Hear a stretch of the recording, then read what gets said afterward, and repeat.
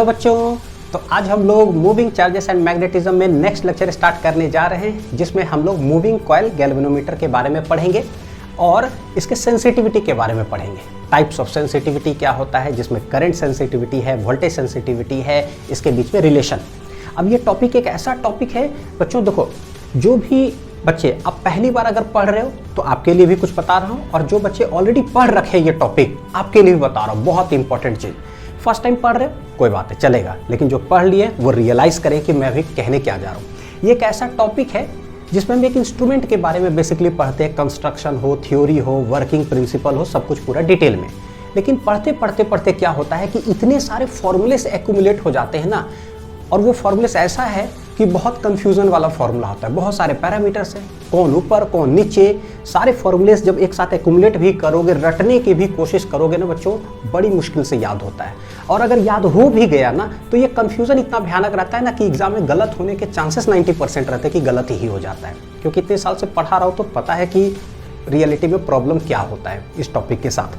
तो हम लोग ऐसा क्या करने जा रहे हैं जिससे कि जब न्यूमेरिकल बनाने बैठे तो फॉर्मूलाज को जो है ना बार बार पेज से रिवीजन ना करना पड़े। जैसे हम लोग अपना नाम रिवीजन करते हैं, अब कोई पूछता है नाम थोड़ी रिवाइज करके बोलते हैं, ऐसे ही याद है बस ऑन टिप्स पर। उसी तरह से सारे फॉर्मूलेज कैसे दिमाग में बैठ सकता है, कैसे याद हो सकता है, जिससे हमें रिवीजन भी ना करना पड़े, वो भी देखेंगे। तो लेक्चर खत्म होते होते समझ में आएगा भी अच्छे से, और दूसरा सारे फॉर्मूलेज भी टिप्स पे ही बैठ जाएगा दिमाग में। ठीक है, चलो देखते हैं कैसे ऐसा होगा, एक एक करके देखते हैं। तो देखते हैं कि क्या है मूविंग कॉइल गैल्वेनोमीटर। सबसे पहली बात कि गैल्वेनोमीटर क्या होता है। ठीक, तो तीन बेसिकली डिवाइस होता है हमारे पास, एक गैल्वेनोमीटर, एक एमीटर और एक है वोल्टमीटर। ओवरव्यू जरा समझ लेते हैं। एमीटर क्या करता है, करंट नापता है।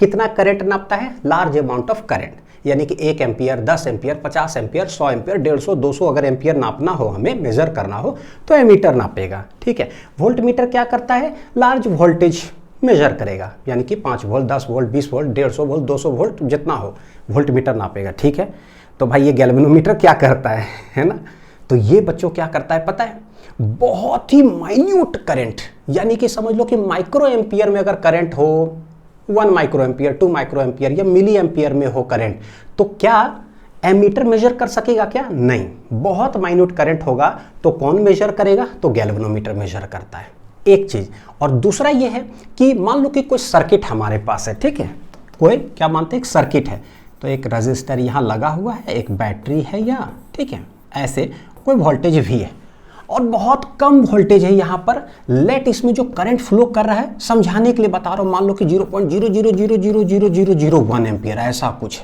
ठीक है, इतना कम करंट जो है फ्लो कर रहा है।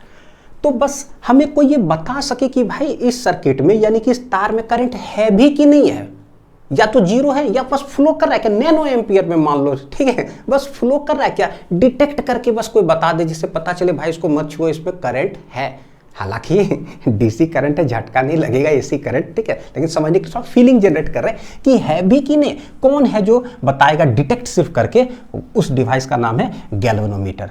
यानी कि गैल्वेनोमीटर जैसे जी से यहाँ देखो डिनोट करते हैं, गैल्वेनोमीटर लगा तो यहाँ पर हल्का सा भी करंट नैनो एम्पियर में भी अगर इधर फ्लो किया ना, तो इसका निडल क्या होता है, डिफ्लेक्ट कर जाता है, जिससे हमें पता चल जाता है कि भाई इस सर्किट में करंट फ्लो कर रहा है।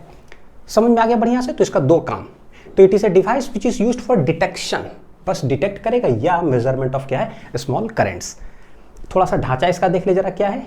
देखो ये गैल्वेनोमीटर जी ऐसे लिखा, ये जीरो है मार्किंग, जीरो के राइट साइड मान लो 10, 20, 30 इधर, फिर ऑपोजिट साइड में भी 10, 20, 30 ऐसे करके मार्किंग किया हुआ है।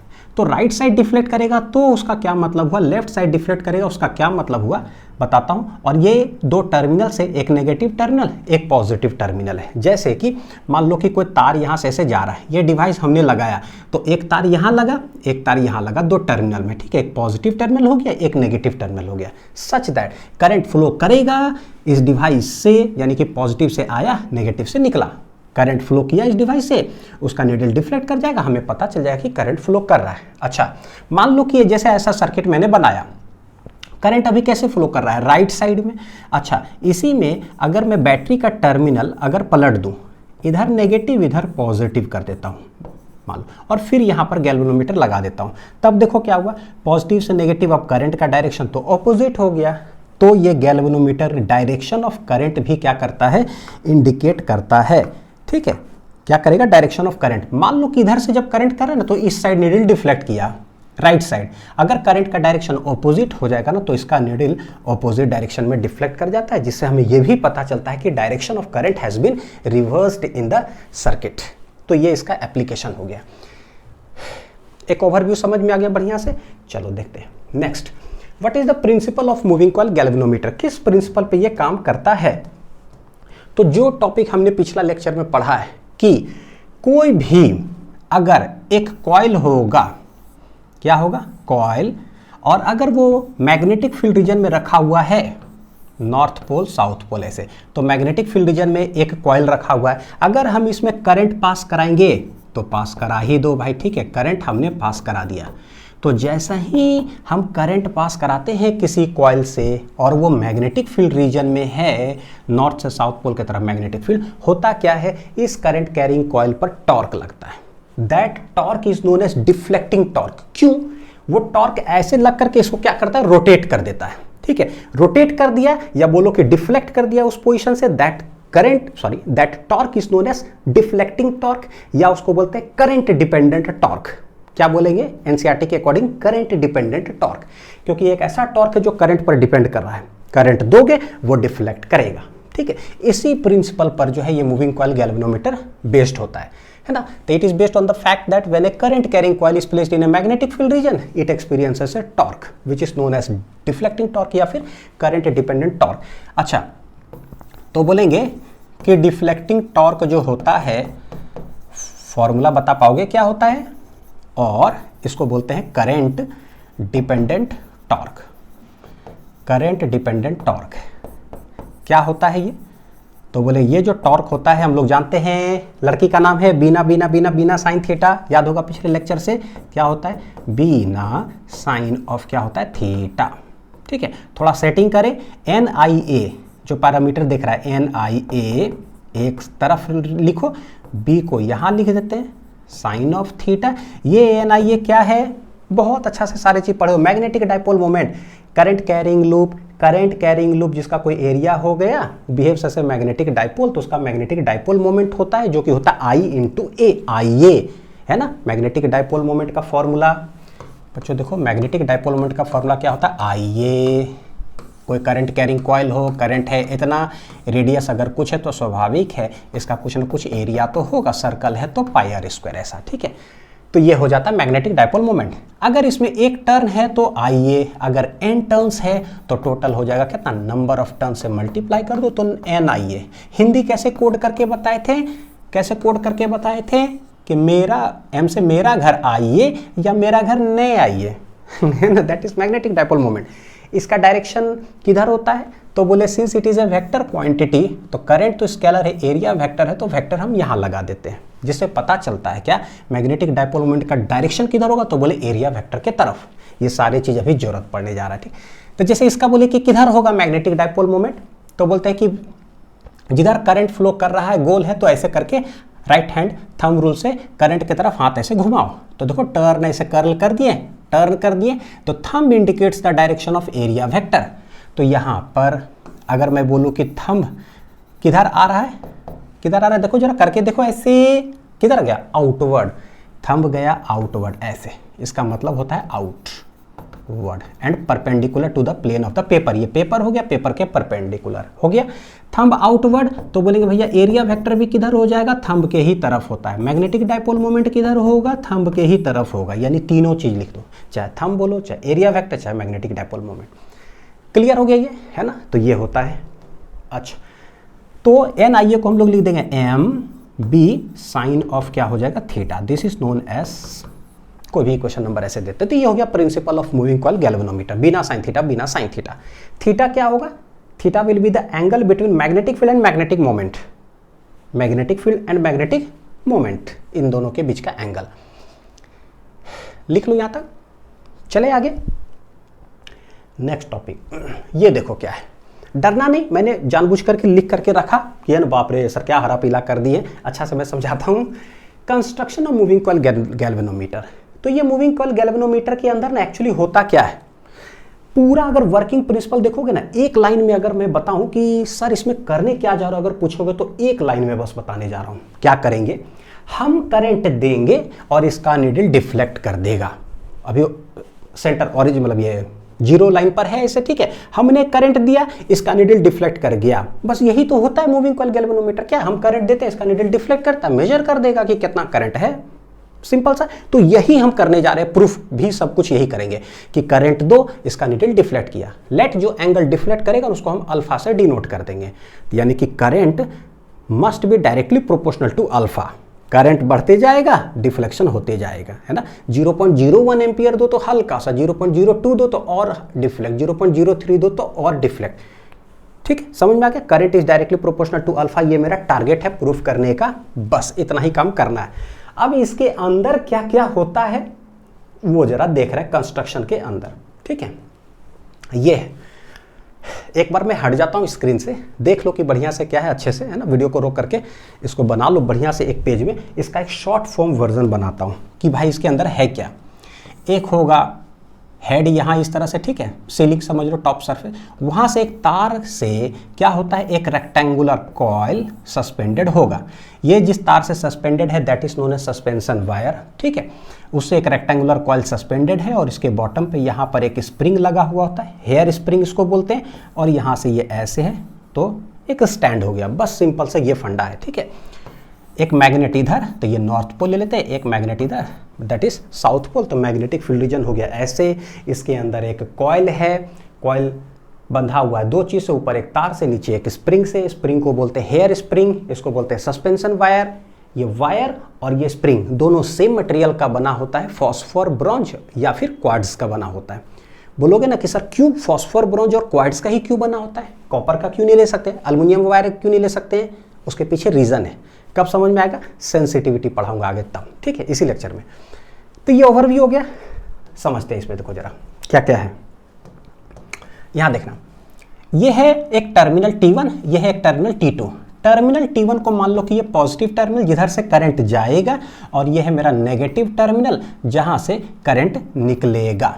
पॉजिटिव नेगेटिव क्या हो गया इसका मतलब, ये वाला देखो, पॉजिटिव टर्मिनल ये, नेगेटिव टर्मिनल ये। यहाँ से करंट ऐसे गया, नेगेटिव से निकला, सिंस करंट गया है इसका नीडल डिफ्लेक्ट, यानी कि कोई कॉइल होगा अंदर जो डिफ्लेक्ट करेगा, ठीक है। देखते हैं, पॉजिटिव टर्मिनल से करंट यहाँ पर गया है, कैसे कैसे तार है पूरा कॉइल ना, जरा एक बार मैकेनिज्म देख लो।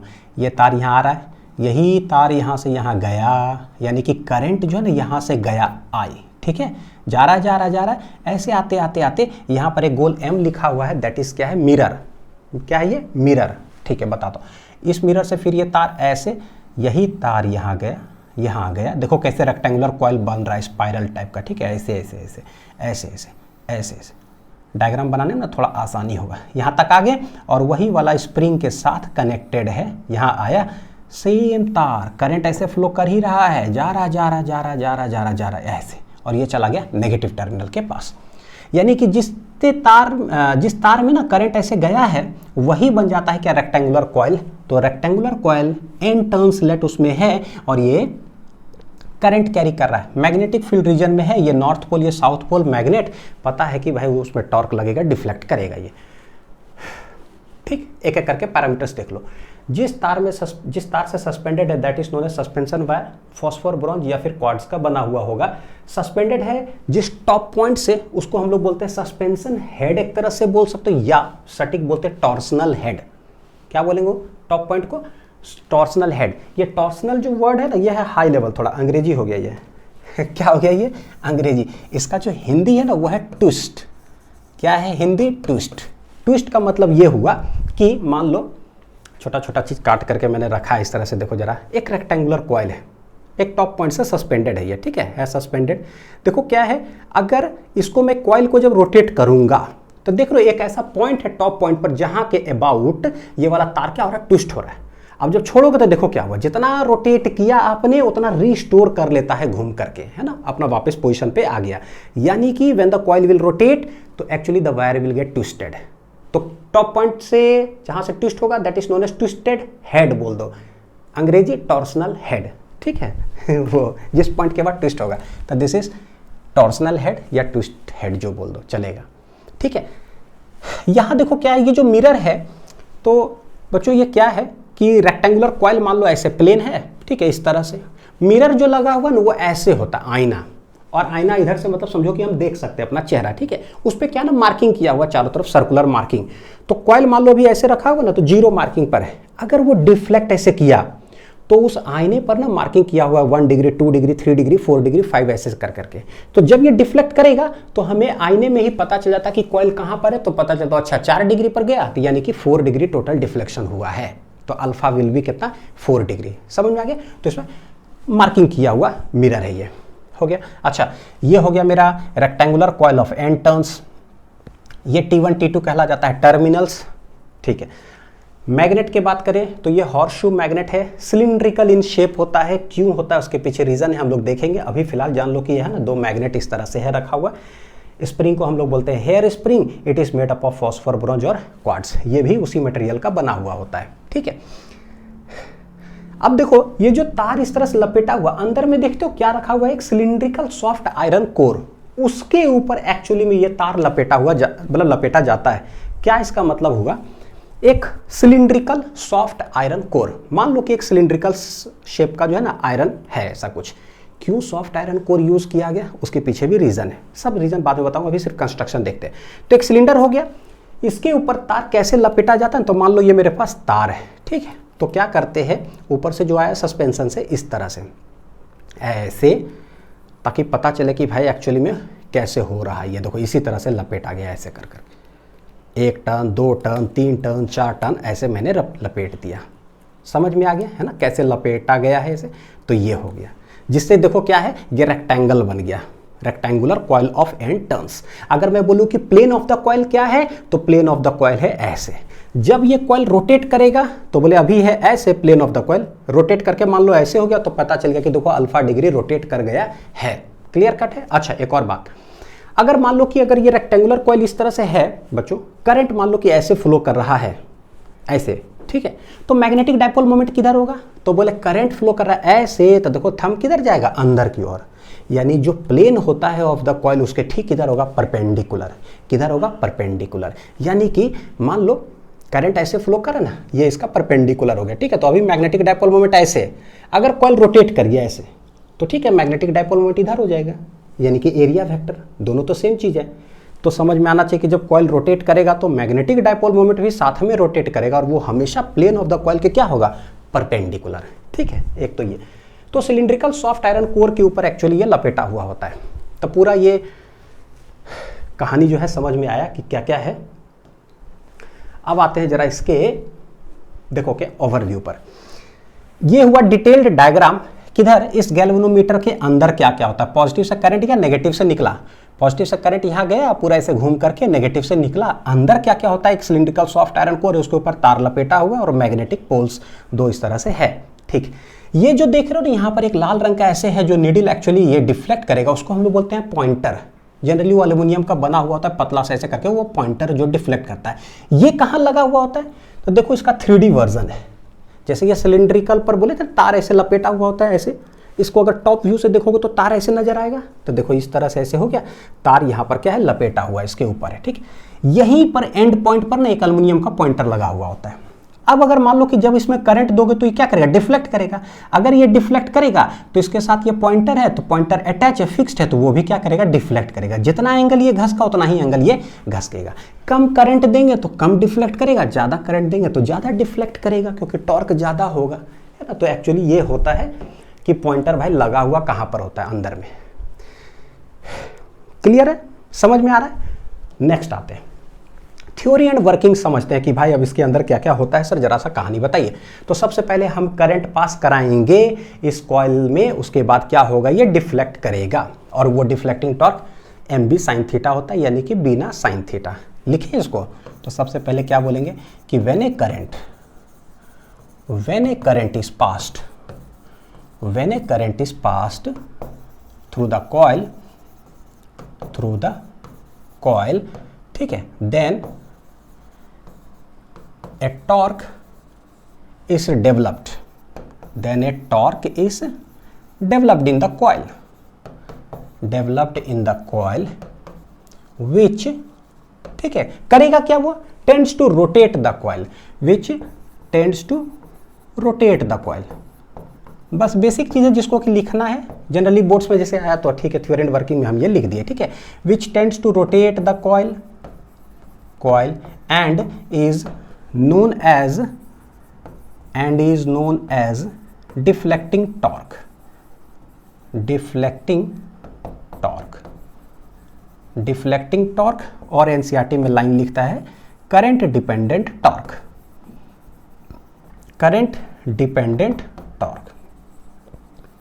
ठीक है ये। और इट इज गिवन बाय क्या, तो कौन से फॉर्मूले से वो दिया जाएगा, तो वो हम लोग जानते हैं। तो इट इज गिवन बाय, तो उसको बोल देंगे टाउ, ठीक है, टॉर्क और टाउ से। और यहां पर ना एक्चुअली डिफ्लेक्टिंग ऐसे करके लिख देना सफिक्स में कि टाउ डिफ्लेक्टिंग होगा क्या, तो हम जानते हैं कि बीना साइन थीटा, BINA, बीना लड़की का नाम हो गया, और ये हो जाएगा sine of theta. This is equation number क्या हो गया 1। अब सिंस हम देखें कि क्या ये जो कॉइल जो दिख रहा है, कॉइल के ऊपर क्या है, एक रस्सी यानी कि सस्पेंशन वायर लगा हुआ, और वही कॉइल से क्या है, एक स्प्रिंग भी लगा हुआ है। तो सोचो कि क्या होगा बच्चों, सोचो बढ़िया से, जब तक विजुअलाइज नहीं करोगे ना मजा नहीं आएगा पढ़ने में। मान लो कि ये एक रेक्टेंगुलर कॉइल है, एक वायर से क्या है सस्पेंडेड है, ठीक है। सोचो कि अगर ये रोटेट जब होगा, ये टॉर्क जब लगेगा बिना साइन थीटा, वो करेगा क्या, रोटेट कर देगा, ठीक है। तो मान लो कि थोड़ा सा रोटेट हो गया, जब छोड़ोगे ना तो देखो क्या हुआ, यानी हल्का सा अगर रोटेट करोगे ना तो उसके अंदर एक रीस्टोरिंग टॉर्क डेवलप हो जाता है। ये जो मैं रोटेट कर रहा हूं दैट इज डिफ्लेक्टिंग टॉर्क, ये हमने करंट दिया, देखो भाई रोटेट कर गया, ठीक है। रोटेट क्या है, उसके साथ एक्चुअली रस्सी अटैच है। अब रस्सी अटैच है तो जब ये रोटेट करेगा तो रस्सी ट्विस्ट होगा, यानी ऐंठन प्रोड्यूस होगा। अगर रस्सी ट्विस्ट हुआ तो रस्सी में हमें पता है कि जैसे छोड़ोगे ना तो देखो धड़ाक से एक बैकवर्ड फोर्स लगता है। सिंस रोटेशनल नेचर का है तो उसको बोलते हैं रिस्टोरिंग टॉर्क, जो ऑपोजिट इन डायरेक्शन होगा ऑफ द डिफ्लेक्टिंग टॉर्क।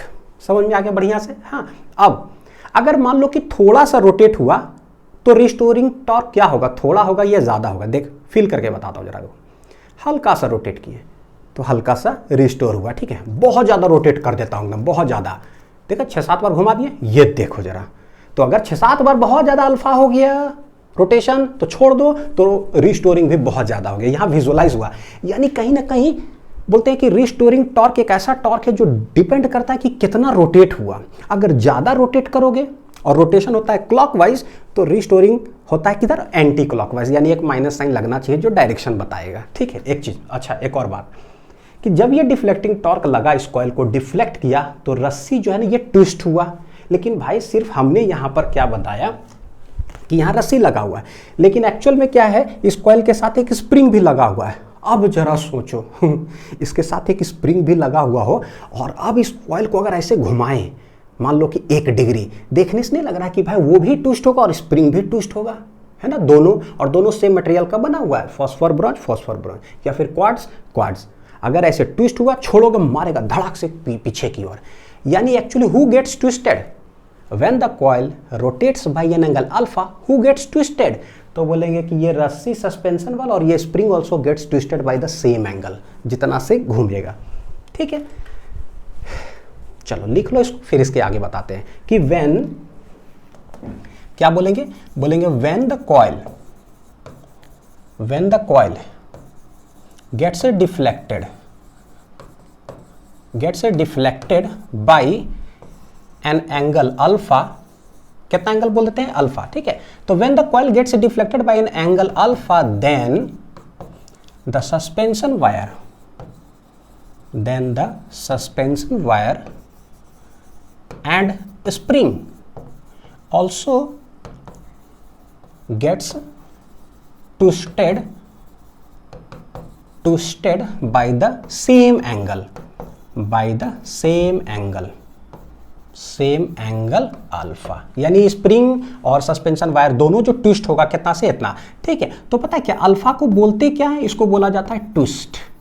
क्या बोला जाता है, ट्विस्ट। हालांकि है angle but it is known as, क्या बोलते हैं उसको, ट्विस्ट, ठीक है। तो देखो क्या, जैसे ही वो ट्विस्ट होगा, ए बोलेंगे कि when the suspension wire and the spring gets twisted by an angle alpha, then a restoring torque is developed in it.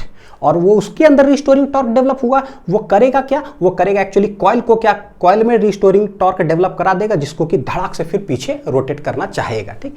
यानी क्या बोलेंगे इसके आगे कि this due to this twist, ठीक है, इट टेंड्स टू रोटेट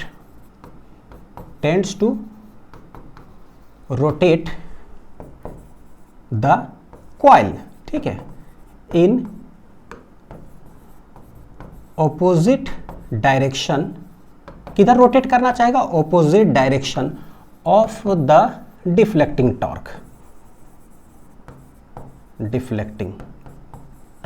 यानी जिधर डिफ्लेक्टिंग टॉर्क लगा है उसके ठीक ऑपोजिट डायरेक्शन में ये ट्विस्ट क्या करना चाहेगा, रोटेट कराना चाहेगा, है ना। इसी के वजह से क्या होता है, एक restoring torque gets developed in the coil, ठीक है। तो ड्यू टू दिस ट्विस्ट क्या होता है, it tends to rotate the coil in opposite direction of the deflecting torque, hence a restoring torque is developed in the coil, अब ये दिया कैसे जाएगा, तो देखो क्या लिखेंगे कि रीस्टोरिंग टॉर्क है बहुत आसान, लेकिन एक बार सिर्फ मैकेनिज्म समझ लो। अभी सिर्फ जो लिखते जा रहा हूं उसको समझते जाना कि भाई हो क्या रहा है, कहानी है, बाद में तो सब कुछ एक लाइन में हो जाएगा, ठीक है। रिस्टोरिंग टॉर्क इज, देखो प्रोपोर्शनल को ऐसे लिख रहा हूं, ठीक है, डायरेक्टली प्रोपोर्शनल टू क्या, तो बोलेंगे नेगेटिव ऑफ द हो जाएगा क्या पता है, ट्विस्ट मतलब कि अल्फा एंगल, जितना घूमेगा राइट साइड उतना ही पीछे की ओर लगेगा रिस्टोरिंग टॉर्क उसको लिख देंगे टाउ रीस्टोरिंग, ठीक है, और प्रोपोर्शनल को ऐसे लिख दो, और माइनस ऑफ ट्विस्ट के अल्फा, अब अल्फा को भी ऐसे मत लिख देना, तो दोनों सेम ही लगेगा, ठीक है, अल्फा को थोड़ा स्टाइल से डिजाइन से लगे जैसे अल्फा जैसा हो ना, कि प्रोपोर्शनलिटी, और ये तो tau restoring will be directly proportional to minus alpha, hence हमें पता है कि कोई प्रोपोर्शनल अगर है तो इसको अगर हटाएंगे तो लगेगा एक कांस्टेंट, उसको बोलते हैं क्या, के, क्या बोलेंगे, के, एक कांस्टेंट है, हालांकि वो टॉर्सनल कांस्टेंट कहलाता है, तो ये हो गया के अल्फा, तो tau restoring is equal to हो गया minus K alpha, this is equation number 2। अगर मैग्नीट्यूड अगर बोल दे, माइनस साइन तो हमको अंडरस्टूड हो गया, मैग्नीट्यूड लेते हैं ताकि हम लोग एक्सप्रेशन वगैरह देख सके, ठीक है, तो मैग्नीट्यूड ऑफ टाउ रीस्टोरिंग जो हो जाएगा तो वो कितना लिखेंगे, तो टाउ रीस्टोरिंग इक्वल टू क्या हो जाएगा, के alpha, this is equation number 3, ठीक है। ये हो गया कि कितना मैग्नीट्यूड का होगा, डायरेक्शन तो हमें पता है कि डिफ्लेक्टिंग का जस्ट उल्टा लगेगा ये, तो के अल्फा। अब जरा सा के के बारे में जानते हैं कि भाई ये के क्या कहलाता है, लिख लिए, ठीक। वेयर के जो है ये कहलाता है क्या पता है, टॉर्सनल कांस्टेंट। जरा इसका फीलिंग जनरेट करते हैं थोड़ा सा कि भाई क्या हो तुम यार, है ना।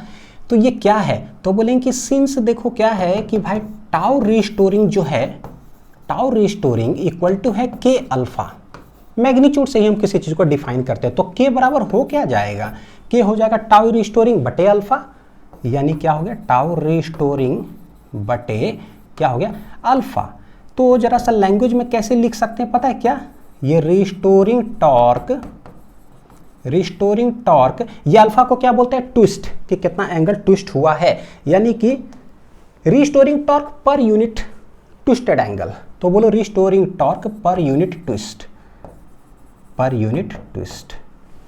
तो अगर हमें बोलना हो या न्यूमेरिकल में कभी देगा ना के का वैल्यू, तो वो ये नहीं लिखेगा कि हाँ के का वैल्यू है, लो भाई के इक्वल टू, बोलेगा कि the restoring torque per unit twist is इतना, तो हमें समझ में आना चाहिए भैया ये क्या दिया हुआ है, restoring torque per unit twist. क्या ये नया लग रहा है, क्या नया लग रहा है, अब इसको पुराना करूं, बिल्कुल पुराना करता हूं थोड़ा देर, तब फिर इसके यूनिट देखें, जरा पुराना करता हूं कि भाई क्या है ये। जरा सा NLM Newton's law of motion या फिर वर्क एनर्जी पावर में हम लोग पढ़े थे क्या, कि कोई एक स्प्रिंग होता है, कोई एक मास अटैच होता है, हम लोग पकड़ करके खींचते हैं आगे, तो दिस इज अप्लाइड फोर्स, पीछे एक फोर्स लगता है जिसको बोलते थे रिस्टोरिंग फोर्स। मान लो खींचे हम आगे x, तो हमें पता है कि रिस्टोरिंग फोर्स जो है वो क्या हो जाता था, माइनस के x, कोई दिक्कत नहीं है, restoring force is directly proportional to minus X, खींचोगे आगे रिस्टोरिंग फोर्स लगेगा पीछे। आज क्या हम पढ़ रहे हैं कि भाई किसी कॉइल को जो है ना रोटेट कर दोगे ऐसे अल्फा एन ए, तो वो लगेगा एन ए, दिस इज क्या है, टाउ रिस्टोरिंग। क्या हो गया ये, टाउ रिस्टोरिंग। अगर डिफ्लेक्टिंग लगा इधर तो भैया रिस्टोरिंग लगेगा इधर। एंगल ये है यह है लीनियर मोशन, लीनियर, जिसमें डिस्प्लेसमेंट और फोर्स आता है। अभी हम लोग जो पढ़ रहे हैं वो पढ़ रहे हैं एंगुलर, यानी समझ लो रोटेशन टाइप का, ठीक है, एंगुलर एंगुलर एंगुलर। तो यहां कैसे आ गया कि टाउ रीस्टोरिंग इक्वल टू क्या आ गया, देखो माइनस के इंटू अल्फा आया है ना। देखना फोर्स बन जाता है रोटेशन में, टॉर्क बन गया, ये डिस्प्लेसमेंट है, यहां बन गया एंगुलर डिस्प्लेसमेंट जो कि एंगल है, यानी कि दोनों समझ में आ गया। अच्छा, ये लीनियर मोशन, ये रोटेशनल मोशन हो गया। क्या है भाई, ये रोटेशन, और ये क्या है, लीनियर मोशन। जैसे कैसे मास को मोमेंट ऑफ इनर्शिया बोलते हैं, फोर्स को टॉर्क बोलते हैं, बस वही हो गया, रोटेशनल मोशन हो गया ये। के को यहां क्या बोलेंगे, force per unit displacement, the Newton पर मीटर। यहां पर क्या बोलेंगे, the torque per unit twist, यानी टॉर्क का यूनिट जो भी है देख लो, और ये है अल्फा, तो उसका डिग्री होगा या रेडियन होगा। अब समझ में आ रहा है, अच्छा ठीक है, कोई नया चीज नहीं पढ़ रहे, पुराना ही चीज पढ़ रहे। तो यूनिट ऑफ के अगर बोलेगा कि क्या होगा, तो बोलेंगे टॉर्क का यूनिट क्या होता है, टॉर्क बराबर होता है क्या, either force into perpendicular distance, पढ़े हो गया ना। टॉर्क क्या होता है, फोर्स इंटू डिस्टेंस, यानी कि न्यूटन इंटू मीटर। तो ये हो जाएगा के का, देखो टॉर्क का होगा न्यूटन मीटर बटे अल्फा क्या है भाई, तो डिग्री। तो डिग्री को DEG ऐसे लिख दो, जनरली न्यूमेरिकल में डिग्री रहता है, हालांकि SI यूनिट अगर बोले तो है ना, वो रेडियन भी लिख सकते हैं, तो वो भी चलेगा, यानी कि न्यूटन मीटर पर डिग्री, ये इसका यूनिट हो जाएगा। तो कभी भी न्यूमेरिकल में दिया हुआ हो तो समझ में आ जाना चाहिए कि भाई वो क्या है, न्यूटन मीटर पर डिग्री, वो एक्चुअली के का यूनिट है। ये क्या है, कभी भी कोई चीज डिवाइड हो जाता है ना, तो उसका मतलब क्या हुआ, कितना रिस्टोरिंग डेवलप हुआ टॉर्क कॉइल में पर यूनिट ट्विस्ट, मतलब 1 डिग्री घुमाए तो, जैसे समझना क्या ही, ठीक है। ऐसे कॉइल है, अगर मैं 1 डिग्री घुमाया तो बताओ कि कितना रिस्टोरिंग डेवलप हुआ, छोड़ दो, ठीक है, समझ में आया। अगर मैं 2 डिग्री घुमाया तो कितना डेवलप हुआ, 3 डिग्री घुमाया तो कितना डेवलप हुआ। ये क्या है, 1 डिग्री घुमाते हैं ना तो कितना रिस्टोरिंग टॉर्क डेवलप होता है, यानी कि 1 कलम खरीदने जाते हैं ना तो हमको कितना पैसा देना पड़ता है, दैट इज अ कांस्टेंट। 1 कलम का दाम हमेशा क्या होता है, कांस्टेंट होता है। ठीक उसी तरह से 1 डिग्री घुमाएंगे तो कितना restoring develop, that is a constant, hence it is known as constant. Torsional क्या बोलते हैं, क्या बोलेंगे बेटा, टॉर्सनल कांस्टेंट हो गया। अब समझ में हमें आ गया, सिंस हमको पता है कि अगर कॉइल डिफ्लेक्ट किया, हमने मान लो 1 एम्पियर दिया, चलो डिफ्लेक्ट कर गया। अब जितना डिफ्लेक्ट किया, जितना इसके पास ताकत था हो गया, लेकिन हमें पता है जितना डिफ्लेक्ट कर गया ना उतना ही रिस्टोरिंग टॉर्क भी क्या हो जाता है, डेवलप कर जाता है कॉइल में। तो इक्विलिब्रियम में क्या होगा, इक्विलिब्रियम में जितना डिफ्लेक्टिंग वाला और उतना ही रिस्टोरिंग डेवलप्ड होकर के इक्विलिब्रियम में। अगर 2 एम्पियर करंट दोगे तो थोड़ा और डिफ्लेक्ट हो गया, तो भैया रिस्टोरिंग भी और डेवलप हो गया, यानी under equilibrium deflecting torque is equal to restoring torque. ठीक है, तो उसके बाद होता क्या है जरा देख लेते हैं कि अंडर इक्विलिब्रियम, अंडर इक्विलिब्रियम तो बोलेंगे कि डिफ्लेक्टिंग टॉर्क, तो tau deflecting will be equal to क्या हो जाएगा, tau restoring. Magnitude wise, direction तो हमें पता है दोनों अपोजिट होगा। डिफ्लेक्टिंग टॉर्क क्या कहलाता है, बिना साइन थीटा। फॉर्मूला के लिए टेंशन बिल्कुल मत लेना है ना, कि इतना आ रहा क्या आ रहा, सब हम लोग देख लेंगे, के इंटू अल्फा रिस्टोरिंग। तो यहाँ पर हमारा टारगेट क्या है कि हम करंट देते जाएं, डिफ्लेक्शन होते जाए, गैल्वेनोमीटर का प्रिंसिपल। करंट यहाँ है, डिफ्लेक्शन यहाँ, तो देखो करंट ये बराबर के डिवाइडेड बाई BNA, मैं उसको शॉर्ट ट्रिक में थोड़ा सा लिखता हूँ BAN, ठीक है, BAN लिख दिए। साइन थीटा भी किधर आ जाएगा, नीचे इंटू हो जाएगा क्या, अल्फा। देख लो डिफ्लेक्टिंग वाला ये है इतना, तो बिना sine theta equal to K alpha, तो I will be equal to ऐसा इंटू अल्फा। देखो कि इसमें क्या है, K is a constant, B magnetic field constant है, एरिया ऑफ द कॉइल वो भी कांस्टेंट, कितना नंबर ऑफ टर्न्स लगाएं वो भी कांस्टेंट। थीटा क्या है भाई, साइन थीटा, ये कांस्टेंट है कि वेरिएबल है, कांस्टेंट है कि वेरिएबल है। तो हमें पता है कि देखो अगर मैग्नेटिक फील्ड ऐसे, मैग्नेटिक फील्ड कैसे है, ऐसे, ठीक है, टर्निंग कैसे, इस तरह से टर्निंग है ये, तो एरिया वेक्टर इधर, यानी मैग्नेटिक डाइपोल मोमेंट इधर और मैग्नेटिक फील्ड इधर, तो अभी तो 90 डिग्री। लेकिन अगर ये कॉइल रोटेट किया तो भाई मैग्नेटिक डाइपोल मोमेंट तो पता है कि सरफेस के क्या होगा, परपेंडिकुलर। एरिया वेक्टर इधर, देखो क्या है, angle between magnetic dipole moment and magnetic field क्या हो रहा है, हमेशा चेंज हो रहा है। ऐसे है तो दोनों के बीच में 90 डिग्री, ऐसे है थोड़ा अलग हो गया, थीटा अलग हो गया, अलग हो गया, अलग हो गया, तो theta is continuously changing as the coil is rotating, यानी कि इसमें साइन थीटा जो है ना वो कांस्टेंट नहीं है बल्कि वेरिएबल है। क्या है ये? वेरिएबल है। तो अगर हम यहां पर बोले कि K B A and N are constants but sine theta जो है ना ये कांस्टेंट नहीं है, वेरिएबल है, तो मामला जो है ना थोड़ा सा गड़बड़ हो गया। क्या हो गया? मामला गड़बड़ हो गया। एक्चुअली में होना क्या चाहिए था कि कब हम लोग किसी चीज को जो है ना, जैसे टाउ रिस्टोरिंग जो है, मान लो ऐसा डायरेक्टली प्रोपोर्शनल टू बोलते हैं माइनस ऑफ अल्फा बोलते हैं ऐसा, ये प्रोपोर्शनलिटी हटाते हैं तब जाकर के क्या लगा देते हैं? एक कांस्टेंट। यानी कि कहीं सब चीज अगर कांस्टेंट अगर हो तब हटाएंगे तो समझो कि प्रोपोर्शनल रिलेशन आएगा। अगर ये सब साइन थीटा ये सब अगर कांस्टेंट हो जाता तब हम लोग बोलते हैं कि देखो सब अगर कांस्टेंट है तो I is directly proportional to क्या? अल्फा। यानी जितना ज़्यादा करंट गैल्वेनोमीटर में देते जाओ उतना डिफ्लेक्शन होते जाएगा, मेरा टारगेट अचीव हो गया। लेकिन भाई यहाँ पर वेरिएबल हो गया तो गड़बड़ है, हम अभी ये बात नहीं कह सकते हैं। इसीलिए साइंटिस्ट ने क्या किया, बोला कि देखो भाई करंट देते जाओगे गैल्वेनोमीटर का नीडल डिफ्लेक्ट करते जाएगा, उसके लिए बाकी सब कांस्टेंट होना चाहिए। कैसे कांस्टेंट होगा? बोले इसको उड़ाओ उड़ाओ यहाँ से। तो भाई साइन थीटा कैसे उड़ी? बोले थीटा इक्वल टू 90 डिग्री रख दोगे ना तो साइन 91 हो जाएगा। बोले हाँ ये ठीक है। यानी कि अब साइंटिस्ट के दिमाग में चला भैया थीटा को 90 करो, कॉइल जब रोटेट भी करते रहे ना हमेशा थीटा 90 डिग्री हो। ऐसा कैसे हो सकता है? ऐसा कैसे हो सकता है कि कॉइल रोटेट करते रहे और थीटा हमेशा 90 डिग्री हो? इसी टारगेट पर जो है हम लोग चलते हैं, ठीक है, इसी टारगेट पर हम लोग चलते हैं। पता नहीं चलेंगे कि नहीं ठीक है। कि क्या लिखूं मैं यहाँ पर? How to make theta equal to 90 degree at each and every instant.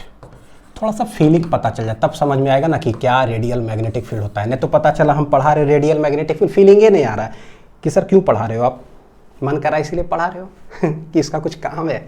देखो मान लो कि नॉर्थ पोल ऐसे, साउथ पोल ऐसे, कॉइल ना एकदम बिल्कुल ऐसा रखा हुआ है, करंट ऐसे देंगे तो हमें पता है कि मैग्नेटिक फील्ड किधर है? इधर। मैग्नेटिक फील्ड किधर है? इधर। और अगर प्लेन ऑफ द कॉइल इस तरह से है, मैं हमेशा इसको यूज करूंगा ताकि समझ में आए, प्लेन ऑफ द कॉइल अगर ऐसे है तो और करंट अगर इस तरह से कैरी कर रहा तो एरिया वेक्टर किधर हो जाएगा? अंदर। यानी कि m किधर है तो वो है किधर? देखो जरा, इनटू द पेज, और मैग्नेटिक फील्ड है बोर्ड पर, दोनों के बीच का एंगल कितना है? 90 डिग्री। तो यहां पर थीटा इक्वल टू, थीटा होता क्या है? Angle between m and b। तो कॉइल अगर ऐसे है तो भाई यहां पे हियर इस डायग्राम में थीटा इक्वल टू कितना डिग्री है? 90 डिग्री है, सही है। लेकिन अगर कॉइल ऐसे करके जैसे करंट इसमें दिए थोड़ा सा डिफ्लेक्ट किया तो लो भाई डिफ्लेक्ट किया ना तो ये तो हो गया इधर, अभी था परपेंडिकुलरली अंदर ऐसे, अब इधर हो गया, ठीक है। और मैग्नेटिक फील्ड किधर है? मैग्नेटिक फील्ड तो हॉरिजॉन्टल। जरा अगला डायग्राम बनाता हूं।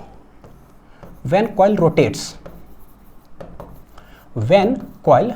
रोटेट्स तब क्या होता है? तो बोले कि ये है नॉर्थ पोल, ये है साउथ पोल, तो भैया मैग्नेटिक फील्ड तो इधर ठीक है, मैग्नेटिक फील्ड तो ठीक है, लेकिन कॉइल जब रोटेट किया तो मान लो ऐसा रोटेट होकर के आ गया वो, ठीक है, ऐसे टर्न कर गया। तो टर्न कर गया तो ये हो जाएगा, देखो ये हो गया तो इसका एम वेक्टर यानी एरिया वेक्टर, करंट अगर ऐसे है तो ये हो गया सरफेस के परपेंडिकुलर। मैग्नेटिक फील्ड किधर है? मैग्नेटिक फील्ड तो हॉरिजॉन्टल इधर, दोनों के बीच में क्या हो गया? लो थीटा, अलग हो गया। अब और रोटेट करेगा तो और अलग, और रोटेट किया और अलग, यानी कि theta is continuously changing. 90 degree तो है नहीं क्योंकि मैग्नेटिक फील्ड तो ऐसे ही है। अब देखो एक चीज, अगर करंट ऐसे है तो भाई मैग्नेटिक मोमेंट हमें पता है कि सरफेस के परपेंडिकुलर ही होगा।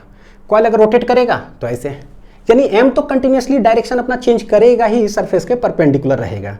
यानी कहीं ना कहीं हमें मैग्नेटिक फील्ड को भी कुछ दाएं बाएं ऐसा करना पड़ेगा सच दैट हमेशा वो 90 डिग्री रहे, है कि नहीं? तो कैसे ऐसा 90 डिग्री हो सकता है? बोले एम इधर, एम किधर? इधर। तो क्या ऐसा कर सकते हो सच दैट मैग्नेटिक फील्ड जो है ना कैसा रहे? मान लो कि कॉइल अगर ऐसे है ना तो मैग्नेटिक फील्ड अभी ऐसे रहना चाहिए प्लेन में, तो दोनों के बीच एंगल 90 डिग्री है, ठीक है। जब कॉइल ऐसे रोटेट करे ना तो मैग्नेटिक फील्ड भी भैया प्लेने में रहना चाहिए, देखो ऐसे, है कि नहीं? ऐसा मैग्नेटिक फील्ड लाओ जिससे कि मैग्नेटिक फील्ड हमेशा प्लेन ऑफ द कॉइल में ही रहे सच दैट, देखो फिर से कितना डिग्री? 90 डिग्री, और रोटेट कर दिए, फिर से कितना? 90, और रोटेट कर दिए, यानी फर्क ना पड़े। तो मैग्नेटिक फील्ड ऐसा कुछ करो which should be always along the मतलब बोलो पैरेलल टू द सरफेस होना चाहिए। ठीक है, कैसे होगा? तब बोलते हैं एक कॉन्सेप्ट साइंटिस्ट लाए, उस कॉन्सेप्ट का नाम हुआ रेडियल मैग्नेटिक फील्ड। क्यों किया जा रहा? थीटा को उड़ाने के लिए, साइन थीटा ऐसा। ठीक, तो कॉन्सेप्ट ऑफ रेडियल फील्ड आया। तो देखते हैं कि कैसे ये रेडियल फील्ड हमेशा थीटा इक्वल टू 90 डिग्री रखता है। ठीक है, अभी जो हम लोग मैग्नेट देख रहे थे वो कैसा बनाया था मैंने डायग्राम? ऐसे स्ट्रेट बार मैग्नेट जैसा, है ना, स्ट्रेट ये वाला था, नॉर्थ साउथ। तो मैग्नेटिक फील्ड हमेशा कैसा था? स्ट्रेट स्ट्रेट स्ट्रेट स्ट्रेट इस तरह से। लेकिन रेडियल मैग्नेटिक फील्ड बनाने के लिए क्या करते हैं, मैग्नेट जो लेते हैं ना वो बार मैग्नेट टाइप का नहीं, उसका ढांचा ही चेंज करते हैं। किस टाइप का मैग्नेट लेंगे? हॉर्सशू मैग्नेट, जिसका कि पोल्स होगा स्ट्रेट नहीं है, ऐसे कॉनकेव नेचर का। कैसा नेचर होना चाहिए? कॉनकेव और हॉर्सशू मैग्नेट। तो हॉर्सशू मैग्नेट कैसा होता है? ऐसे, है ना, ऐसे सिलिंड्रिकल टाइप का समझ सकते हो हल्का सा, ना, कि ऐसे सिलिंड्रिकल हो लेकिन भैया कॉनकेव शेप हो उसका पोल्स का, यानी कि इस नेचर का।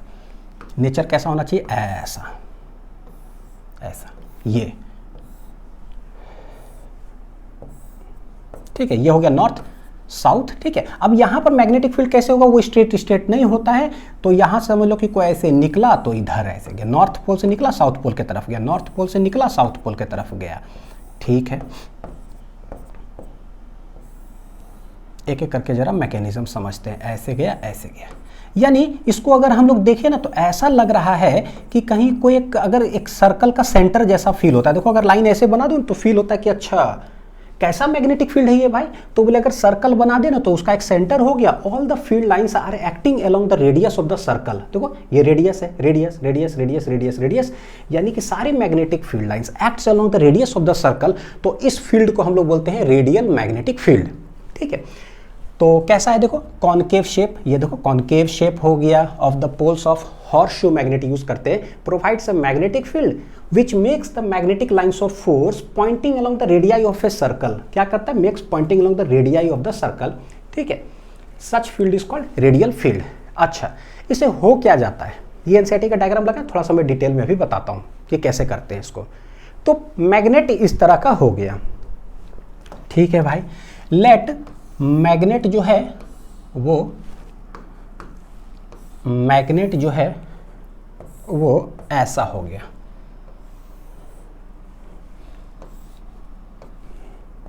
ऐसा हो गया। ठीक है, ये हो गया मेरा नॉर्थ पोल, ये हो गया मेरा साउथ पोल। अब कैसे करते हैं बच्चों, थोड़ा सा मैं बता देता हूं। देखो हम लोग करते क्या, मैग्नेट हो गया ना, फिक्स हो गया मैग्नेट इस तरह का है। ठीक है, कॉनकेव शेप का हॉर्सशू मैग्नेट हो गया।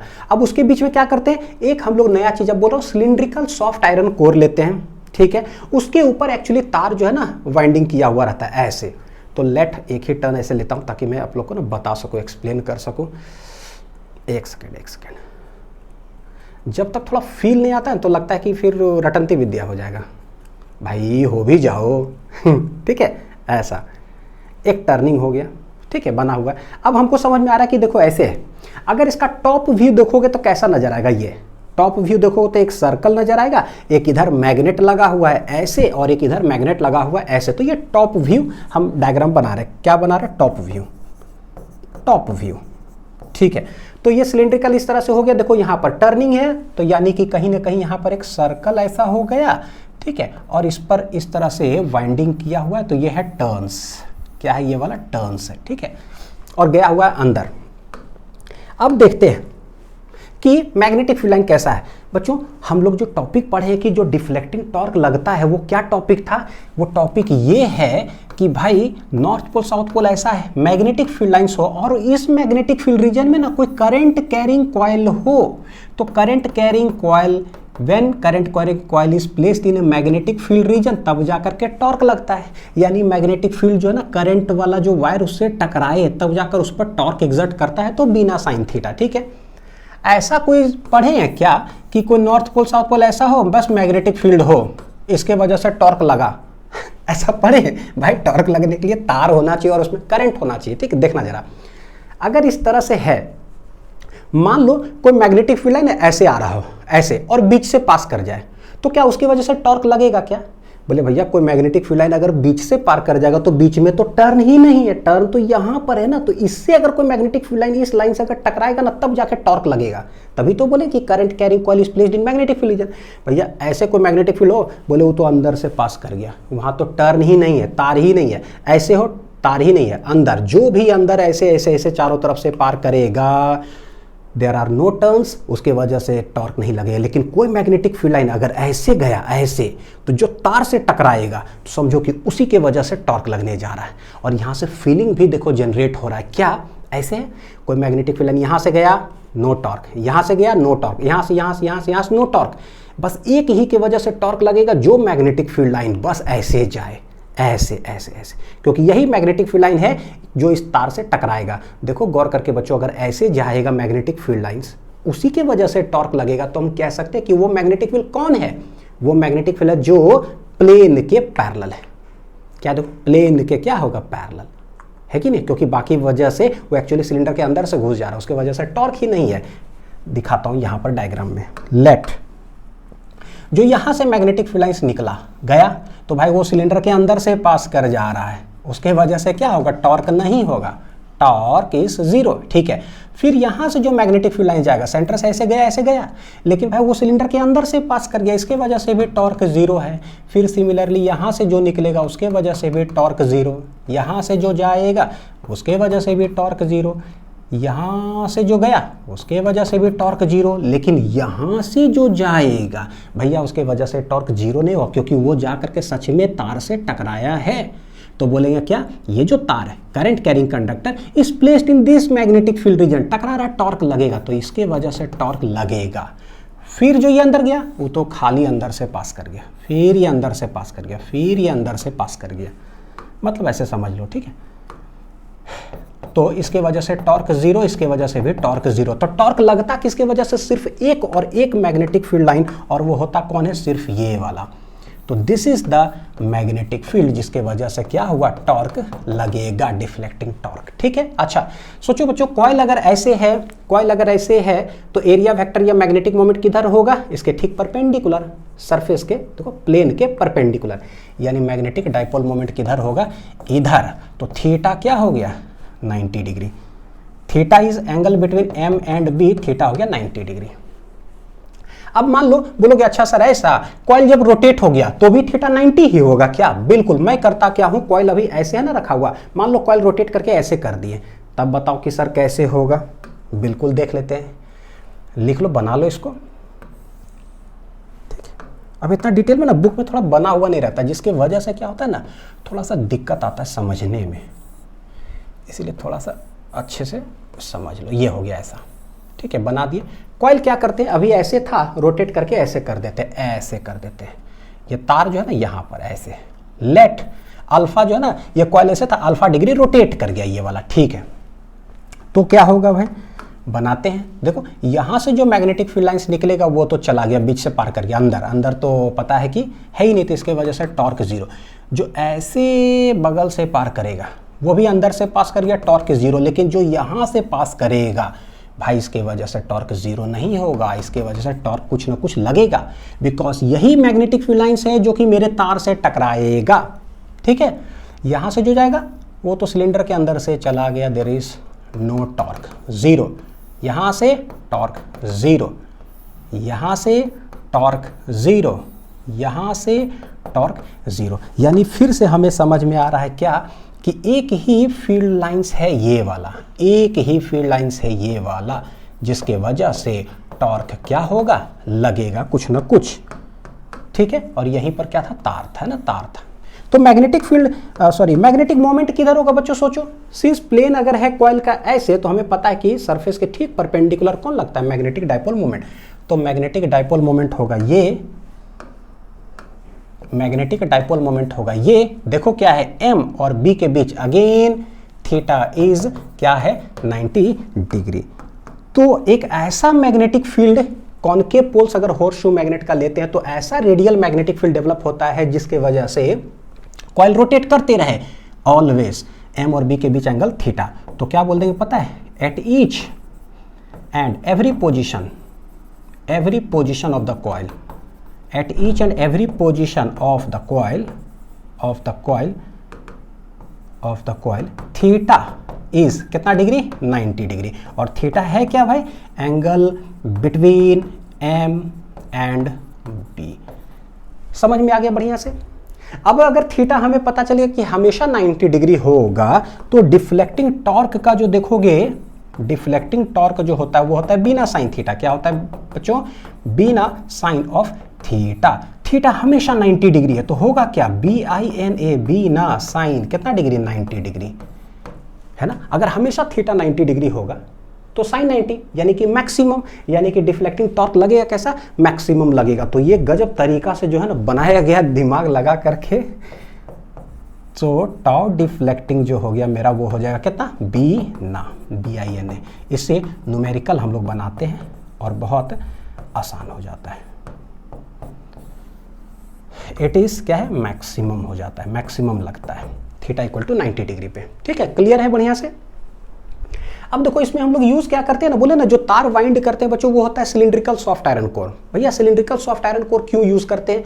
तो उसका एक बेनिफिट ये हुआ कि सिंस बीच में भी जो सिलेंडर रहेगा ना, बीच में भी ये क्या है? सिलिंड्रिकल सॉफ्ट आयरन कोर जिस पर तार लपेटा गया है, तो इसका दो काम होता है बेसिकली। अगर मैं बताऊं ये क्या है, तो this is cylindrical soft iron core. क्या होता है ये? सिलिंड्रिकल सॉफ्ट आयरन कोर होता है। सिलिंड्रिकल सॉफ्ट आयरन कोर एक ऐसा सब्सटेंस है ना जो कि हाईली फेरोमैग्नेटिक सब्सटेंस है। कैसा सब्सटेंस है बच्चों? ये फेरोमैग्नेटिक सब्सटेंस। अब फेरोमैग्नेटिक सब्सटेंस क्या होता है कि कोई भी मैग्नेटिक फील्ड लाइंस, अगर कोई फेरोमैग्नेटिक सब्सटेंस है, उसके अगल बगल क्लोजर रीजन में अगर कोई मैग्नेटिक फील्ड लाइंस जा रहा हो, तो ये सब्सटेंस करता क्या है? वो भी बगल वाला मैग्नेटिक फील्ड लाइंस को पकड़ करके खींच करके लाके अपने अंदर से पार करा देता है। बड़ा अच्छा से मैग्नेटिज्म में पढ़ाऊंगा कि मैग्नेटिक परमिएबिलिटी क्या होता है ना, पार करा देता है बहुत ज़्यादा। समझो कि परमिएबिलिटी बहुत ज़्यादा होता है इसका, किसका? फेरोमैग्नेटिक सब्सटेंस का। जैसे कि अगर इस तरह का मान लो फेरोमैग्नेटिक, मान लो कहीं मैग्नेटिक फील्ड लाइंस ना ऐसा है, मान लो एक रीजन में यूनिफॉर्म मैग्नेटिक फील्ड लाइंस है, अगर फेरोमैग्नेटिक सब्सटेंस इसके पास ले जाकर के और मैं यहाँ मान लो रख दूँ, होगा क्या? देखते हैं। अगर फेरोमैग्नेटिक सब्सटेंस ऐसे ले जाकर के रख दिए, तो जो इसके अंदर से फील्ड लाइंस जा रहा है ना वो तो ठीक है, जो यहाँ जा रहा है तो जा रहा है ठीक, लेकिन जो बगल में जा रहा था ना उसको पकड़ करके खींच के ला करके अपने अंदर से पार करा देता है। यानी जो यहाँ से जा रहा है ना उसको भी अंदर से ये पार करा देगा। ऐसे जो दूर से जा रहा था उसको भी अंदर से ऐसे पार करा देता है। मतलब थोड़ा पता चलना चाहिए कि भैया ये क्या कर रहा है। फिर थोड़ा दूर है ये अंदर से ऐसे, फिर थोड़ा दूर है समझो कि अंदर से ऐसे। हो क्या रहा है? ऐसे जो जनरली दो मैग्नेटिक फील्ड लाइंस मान लो यहाँ पार करें, यहाँ 7-8 पार करने लगा, तो इससे हुआ क्या? It increases the strength of the magnetic field. अगर सॉफ्ट आयरन कोर कभी भी यूज करेंगे, फेरोमैग्नेटिक सब्सटेंस है, तो उससे होगा क्या? It increases the strength of magnetic field, उसको बढ़ा देता है। ठीक है, अब हम ये कैसा था? ये बार मैग्नेट टाइप का था ना, आप रेक्टेंगुलर शेप का कह सकते हो, हम सिलिंड्रिकल शेप का यूज करते हैं। तो सिलिंड्रिकल क्या करेगा सिलिंड्रिकल देख लेते हैं। जैसे कि पोल पीसेस जो मैग्नेट का था ना वो कॉनकेव पोल्स था। अब हम बनाने के लिए तो बना दिए कि भाई ठीक है कि यहाँ से देखो ऐसे मैग्नेटिक फील्ड लाइंस निकलेगा, ऐसे मैग्नेटिक फील्ड लाइंस निकलेगा, ऐसे निकलेगा। लेकिन हो सकता है कि भैया ये नॉर्थ है ये साउथ है, हो सकता है कि कोई फील्ड लाइंस ऐसे ही जा रहा हो, कोई बड़ा बात नहीं है। कुछ हो सकता है कि ऐसे जा रहा हो जो अलोंग द रेडियस ना जा रहा हो। तो इसीलिए क्या होता है कि जो भी एक दूसरे मतलब एक दो जो भी फील्ड लाइंस भटका हुआ है ना, ऐसा करो यहाँ पर सारी व्यवस्था कर लिया जाता है। ऐसा करो, लगा दो यहाँ पर एक सॉफ्ट आयरन कोर। उससे क्या होता है कि कोई भी अगर अगल बगल में भटका हुआ है तो भैया उसको बोलता है एक काम करो लाइन में आ जाओ सब, है ना, तुम लोग भटके हुए प्राणी हो। तो भटके हुए प्राणी को भी जो एक लाइन में ला दे, that is known as soft iron core. तो जो इधर जा रहा था ना फील्ड लाइंस, उसको पकड़ करके अलोंग द रेडियस कर देता है। देखो ये जो पीला वाला लाइन देख रहे हो इधर, इसको उठा करके बोलता है कि तुम जो इधर जा रहे हो आओ सेंटर से पास करो। तो उसको भी क्या कर देता है? रेडियल बना देता है। जो भटका हुआ प्राणी ऐसे है उसको बोलता है आओ और अलोंग द रेडियस चले जाओ। तो सब जो फील्ड लाइंस भटका हुआ था उसको अलोंग द रेडियस बना देता है। क्यों? क्योंकि ये सिलिंड्रिकल शेप का है, तो जैसा सेंटर जैसा फील होता है तो अलोंग द रेडियस बना दिया। ये रेक्टेंगुलर टाइप का था तो देखो कैसे था, जो स्ट्रेट लाइन ऐसे जा रहा था उसको स्ट्रेट लाइन में अंदर से ऐसे पास करा दिया। यानी समझ में आता है सर्कुलर शेप के वजह से ऐसा हुआ। ठीक, तो सिलिंड्रिकल सॉफ्ट आयरन कोर के दो यूजेस, एक तो जो भी भटका हुआ फील्ड लाइंस है उसको रेडियल बना देगा कि भैया सेंटर से होके पास करो। दूसरा, it increases the strength of the magnetic field inside it. तो अच्छी बात है, मैग्नेटिक फील्ड का स्ट्रेंथ अगर बढ़ेगा तो बिना साइन थीटा में बी है, अगर मैग्नेटिक फील्ड बढ़ाएगा तो टॉर्क भी क्या होगा, बहुत अच्छा लगेगा, ज़्यादा लगेगा। तो जरा ये लाइन दो को लिख लो कि जरा बढ़िया से, क्योंकि पूछा जाता है use of cylindrical soft iron core क्या है भाई, तो it makes the field radial पहला, दूसरा it increases the strength of magnetic field inside it. हाँ हो गया, लिख लो बढ़िया से। तुमसा कोई प्यारा कोई मासूम नहीं है। अब आ जाते हैं हम लोग अपने कहानी पे। कहानी ही बहुत है यार, कहानी खत्म होने का नाम ही नहीं ले रहा है। कितना कहानी मैं बताऊं, कहानियां ही कहानी है, कहानियां ही कहानी है। लो ये कहानी खत्म नहीं होगा, तो ऐसा करते हैं इस कहानी के आगे चलते हैं, ठीक है, कि सिंस हमारे पास, ये कहानी खत्म नहीं होगा, ठीक है, आते हैं इधर। तो बोले सिंस हमारे पास था क्या कि टाउ डिफ्लेक्टिंग जो था, अब आते हैं tau deflecting equal to tau restoring, है ना, यही से करते हैं। तो टाउ डिफ्लेक्टिंग में था बीना साइन ऑफ थीटा, और ये था कितना के अल्फा, ठीक है। हेंस करंट बराबर आ गया था K divided by B N A है ना, मैं इसको बी ए एन लिखता हूं ताकि मैं ट्रिक बना सकूं आप लोग के लिए, ठीक है। तो ये साइन थीटा और ये हो गया था अल्फा।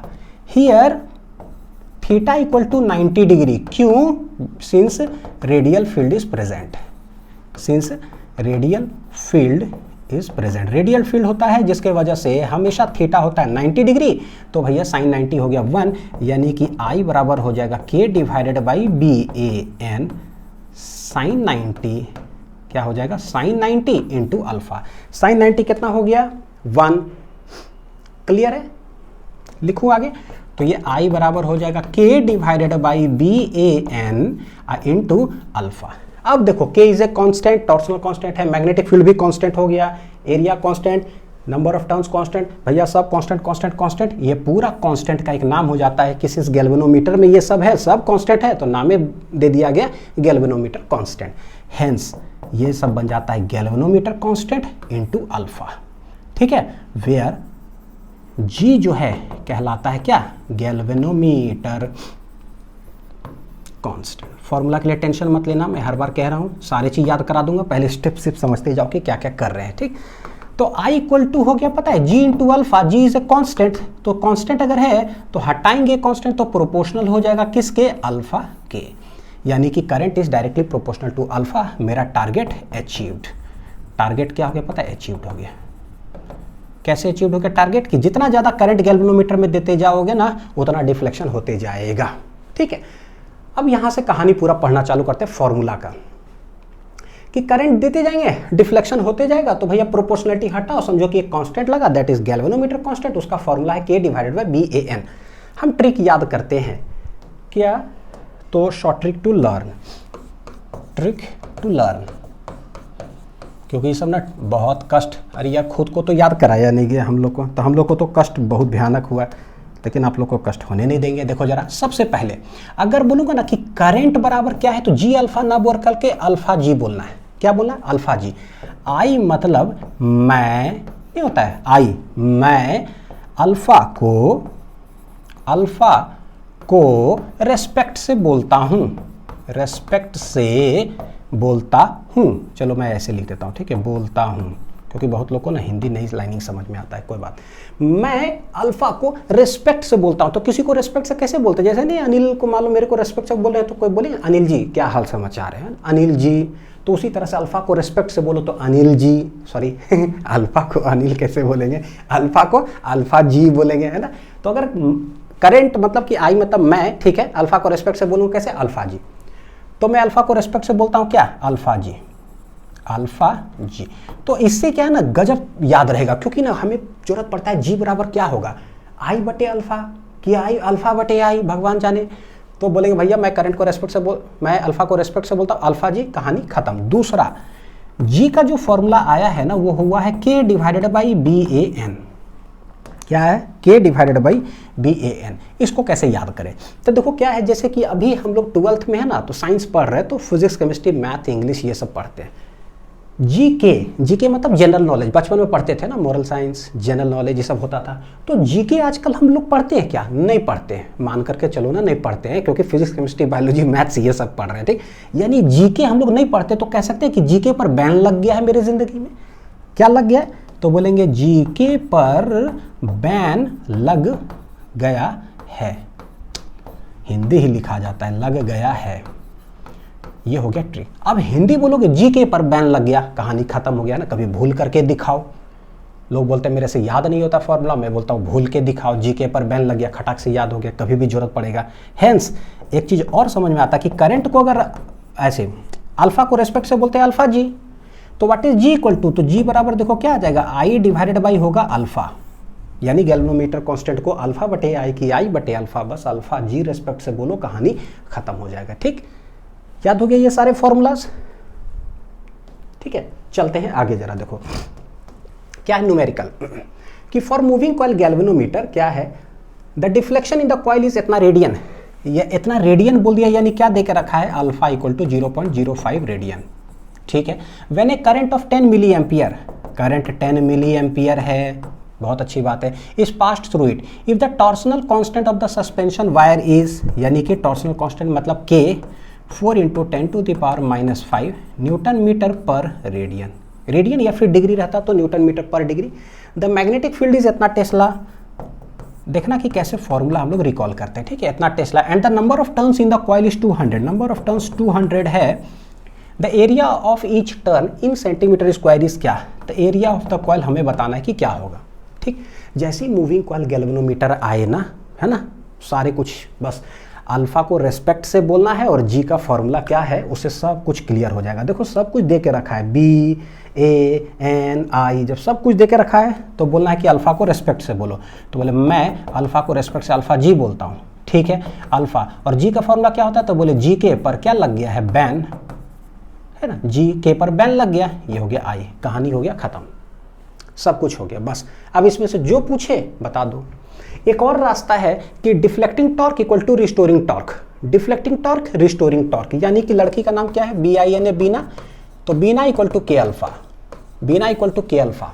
ठीक है, यहां से भी सब कुछ फ्रेम कर सकते हो। हाँ चलो, इसमें हमसे एरिया ऑफ द कॉइल पूछा है कि क्या होगा, तो एरिया ऑफ द कॉइल क्या है, इधर लेते आओ एरिया, तो ये अल्फा के डिवाइडेड बाई बी एन आई हो गया।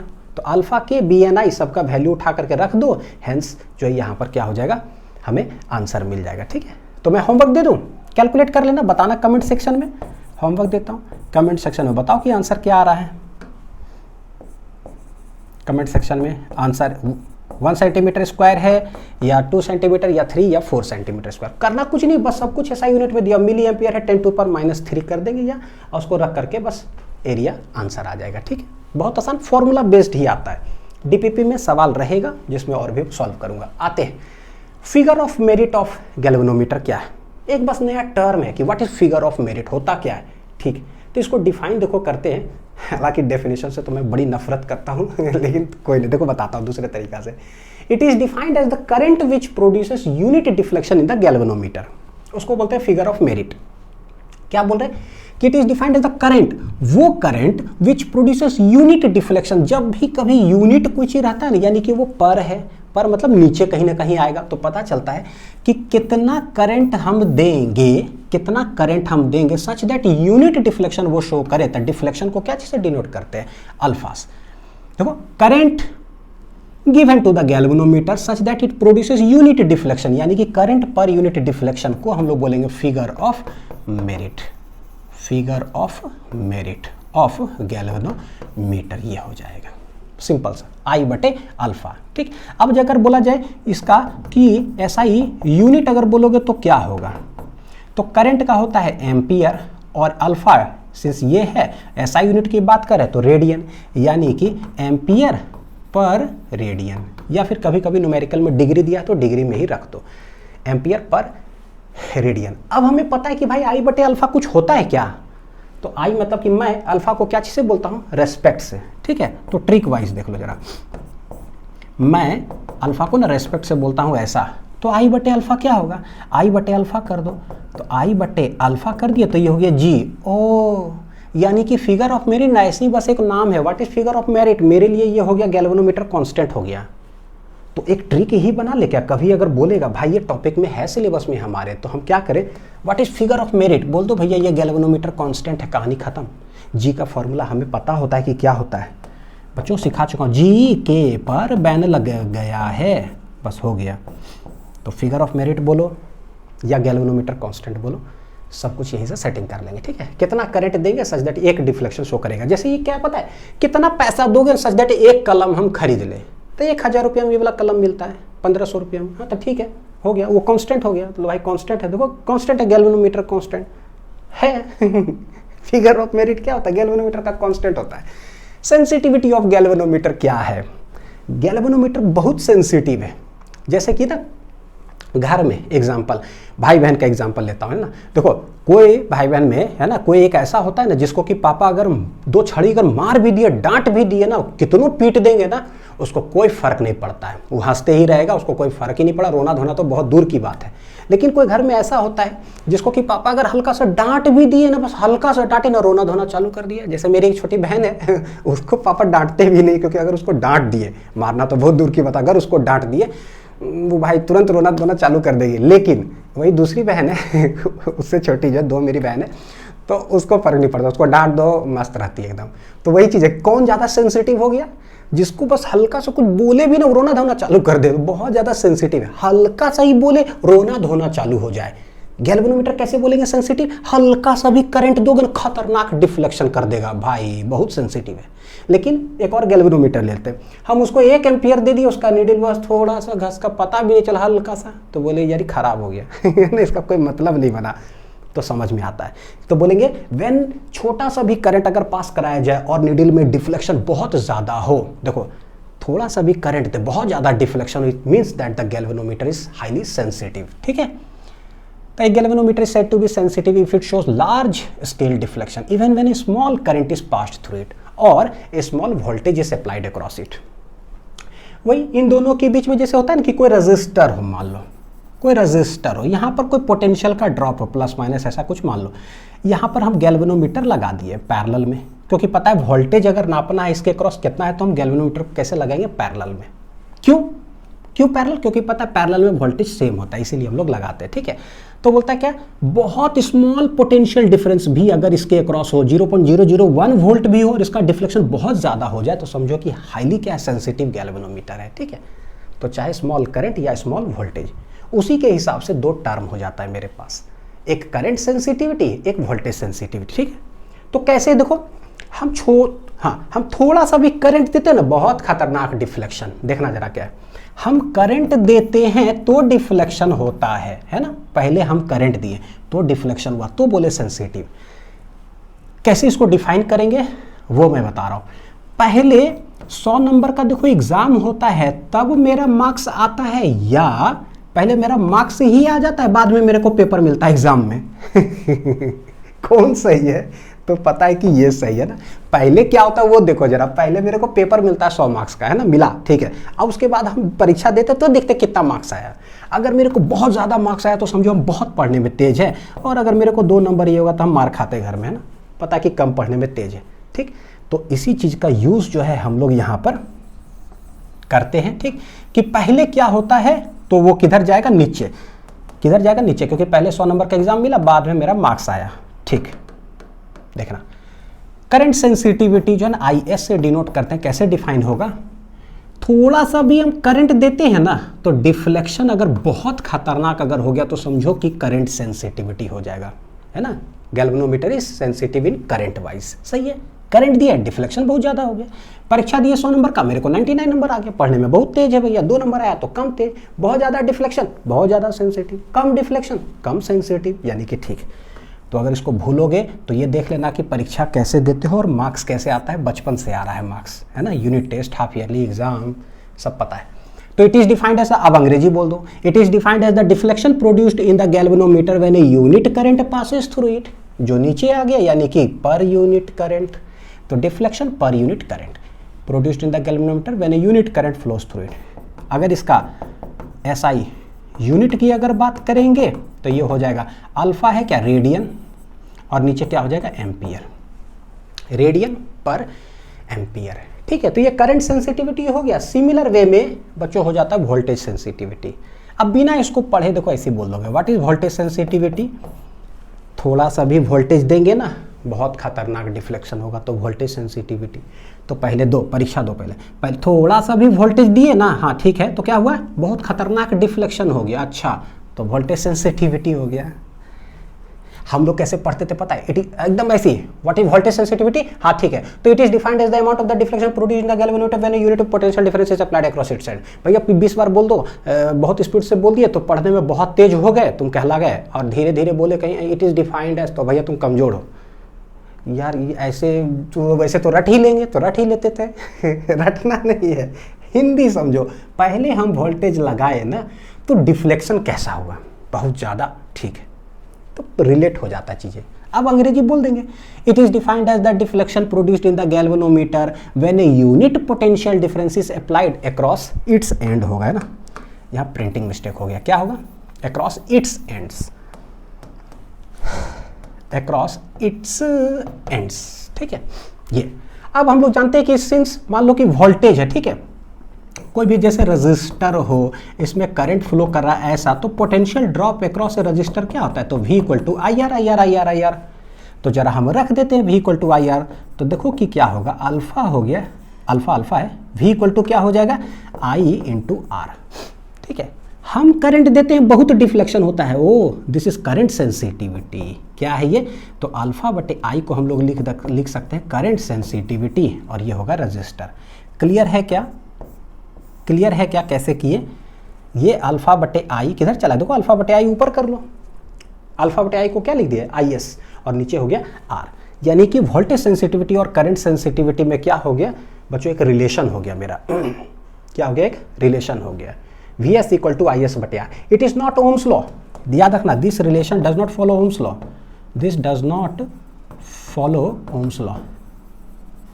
मैं इसलिए लिख रहा हूँ ना कि मतलब ओम्स लॉ जैसा राइमिंग नहीं मैच कर देना कि वो ये है वोल्टेज, ये है करंट, तो V equal to I R होगा, ऐसा नहीं है। V S equal to I S into R, V equal to I R, I R. Voltage और करंट में रिलेशन पूछ रहे हो, रेजिस्टेंस भी है तो V equal to I R, गलत गलत, V S equal to I S बटे आर, तो it does not follow Ohm's law, ये वाला नहीं है, है ना, ध्यान रखना है।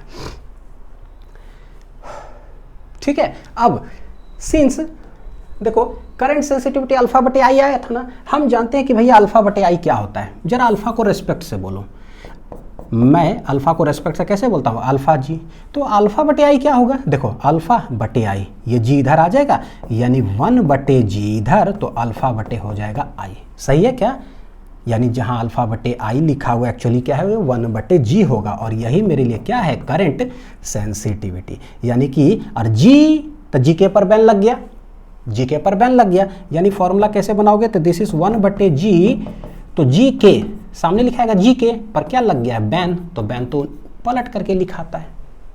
देखो क्या कहना चाह रहा हूं कि भैया जी के कैसे लिखते हैं, जी के पर बैन लग गया, तो लग गया बैन भाई, तो जिधर जी है सामने के, बैन पलट दो।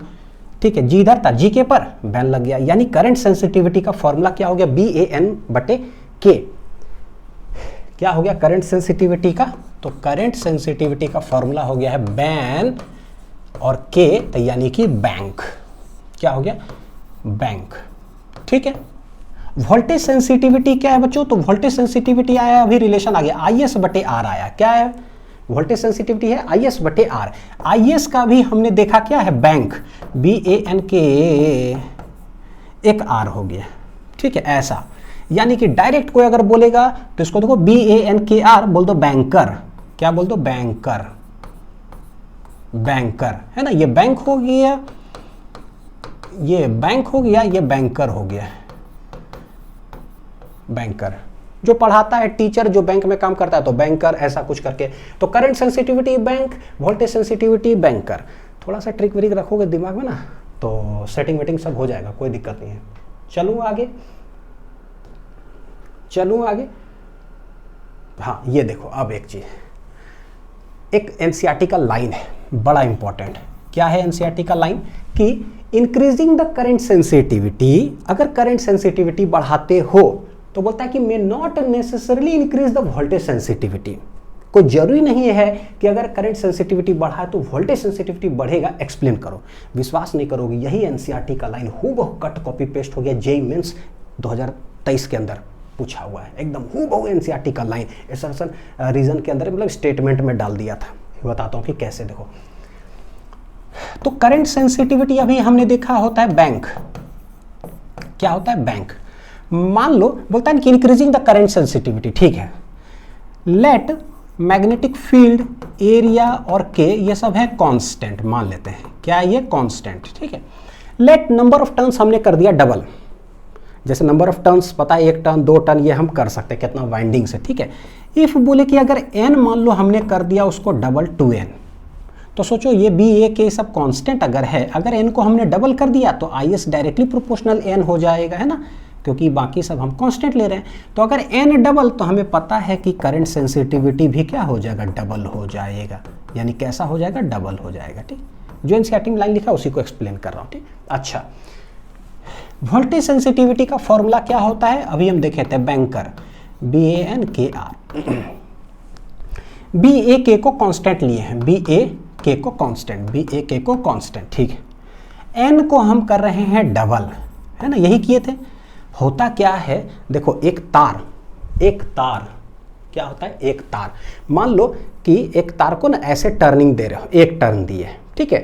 तो मान लो कि नंबर ऑफ टर्न्स अगर हम डबल ट्रिपल करें, इसका क्या मतलब होता है, मान लो ये टोटल यहां से लेंथ हुआ L, अगर एक और टर्न दोगे कितना हो जाएगा 2L, एक और टर्न दो कितना हो जाएगा 3L 4L। यानी कि समझ में आ रहा है कि नंबर ऑफ टर्न्स जब बढ़ाते हैं ना तो लेंथ भी देखो क्या है, अगर नंबर ऑफ टर्न्स कर दोगे डबल तो एक्चुअली में लेंथ भी क्या हो गया, डबल हो गया, लेंथ भी क्या हो जाता है, डबल हो जाता है ना।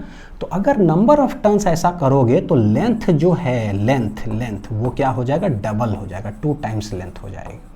और हम जानते हैं कि resistance is directly proportional to क्या होता है, length. Area of the cross section तो कांस्टेंट ही है ना, सिर्फ तार को ऐसे करके देखो, स्ट्रेच नहीं कर रहे हैं, point to be noted, stretch करके डबल नहीं कर रहे, खींच करके करेंगे तो एक अलग कहानी हो, खींच नहीं रहे, बस जितना लेंथ था एक बार और ऐसे टर्निंग कर दे तो लेंथ डबल हो गई। एरिया ऑफ क्रॉस सेक्शन तार का भैया सेम है। तो अगर लेंथ मतलब डबल हो गया, क्यों, क्योंकि हमने नंबर ऑफ टर्न्स को डबल किया, तो लेंथ अगर डबल तो रेजिस्टेंस ऑल्सो भी क्या हो जाएगा, डबल हो जाएगा। क्या हो जाएगा, रेजिस्टेंस डबल हो जाएगा। यानी कि अगर BAN को अगर तुमने 2N कर दिया डबल, तो भाई R भी क्या हो जाएगा, डबल हो जाएगा। सच दैट 2 देखो कैंसल, फॉर्मूला वही रह जाएगा BAN, नीचे क्या है KR, यानी VS विल रिमेन क्या हो जाएगा, ये कांस्टेंट। समझ में आया। तो अगर नंबर ऑफ टर्न्स मान लो बढ़ा रहे हैं, डबल कर दिए, तो करंट सेंसिटिविटी तो इंक्रीज कर गया, डबल हो गया। लेकिन ये कोई जरूरी नहीं है कि अगर तुमने इनको डबल किया है तो भैया वोल्टेज भी डबल हो जाएगा, नहीं। उसके नीचे एक पैरामीटर है रेजिस्टेंस, वो भी डबल हो जाता है, सच दैट डबल कैंसल्स। अगर तुमने इसको ट्रिपल कर दिया, ये भी ट्रिपल हो जाएगा, अगेन 3 कैंसल्स, तो वोल्टेज सेंसिटिविटी रिमेन्स कांस्टेंट। तो ये इसका एक्सप्लेनेशन हो गया। May not necessarily, may not, ये वर्ड जो है ना बड़ी इंपॉर्टेंट है, may not necessarily increase the voltage sensitivity. अब इसका जो है एक जरा सवाल देखो, जरा कैसे एनसीईआरटी का लाइन उठा करके ना पूछता है। देखो कैसे स्टेटमेंट, पहला one, if the number of turns in the coil of a moving coil galvanometer is doubled, यानी नंबर ऑफ टर्न्स को अगर डबल कर दिया जाता है, थोड़ा सा बच्चों, एक सेकंड मेरे को दो। हाँ, क्या बोल रहा है कि अगर नंबर ऑफ टर्न्स को मान लो कि डबल कर दिया गया, बोलता है कि then the current sensitivity becomes double, current sensitivity double हो जाता है। अभी हमने देखा ये तो सही स्टेटमेंट है, यानी statement 1 is correct. Statement 2, increasing current sensitivity of a moving coil galvanometer by only increasing the number of turns, ठीक है, by only increasing the number of turns in the coil will also increase its voltage sensitivity in the same ratio. गलत बात है। अभी तुरंत देखें कि सिर्फ अगर नंबर ऑफ टर्न्स बढ़ाएंगे करंट सेंसिटिविटी जो बढ़ेगा ना, ऐसा नहीं है कि सेम रेशियो वोल्टेज सेंसिटिविटी बढ़ेगा, नहीं, ये कैसा स्टेटमेंट हो गया, गलत। Voltage sensitivity does not increase in the same ratio, it remains constant. तो पहला स्टेटमेंट ट्रू, दूसरा फॉल्स। बोथ नहीं, statement is true, statement is false, second वाला, ठीक है। तो ये ऑप्शन नंबर कौन सा हो जाएगा, 4, ठीक है। अब ये सोचो जेईई मेंस में आया, तो सोचो नीट और बोर्ड्स में नहीं लग रहा है कि डायरेक्ट असर्शन रीजन में ऐसे उठा करके छापा जाएगा ये वाला क्वेश्चन। एनसीईआरटी के अंदर एक न्यूमेरिकल भी है जो कि डीपीपी के अंदर कराऊंगा, तो अच्छे से पढ़ाई करते रहो बच्चों। मिलते हैं अगली वीडियो में, ठीक है, थैंक यू।